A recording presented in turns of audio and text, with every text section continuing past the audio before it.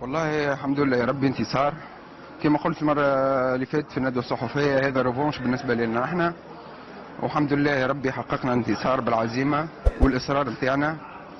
احنا نفس اللعيبة نتاع السنة اللي فاتت والسنة اللي قبلها، أخذنا الدوري وخذينا الدوري والكاس.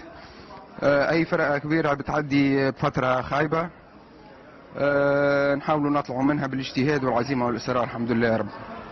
يعني سيف الزمالك لم يسجل في المباريات السابقة واليوم سجل 3 أهداف، يعني لاحظنا تركيز هجومي عالي. هل كان هناك توجيهات من فيريرا في الفترة الأخيرة تحديدا على النقطة الهجومية؟ اكيد نخدموا على رواحنا، وكما قلت نبداو بيان كونسونتري في التمرين في الماتشوات.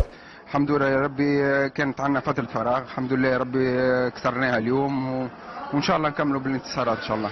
يعني المباراة القادمة أمام شباب بلوزداد في الجزائر، والزمالك أيضا مطالب بالفوز لأن بلوزداد فاز على المريخ في نفس التوقيت.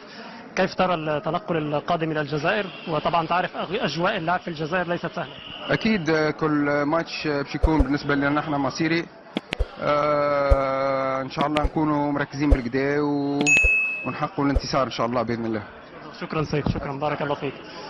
إذا كانت هذه ردود الفعل الأولية بعد هذه المباراة. عودة إليكم.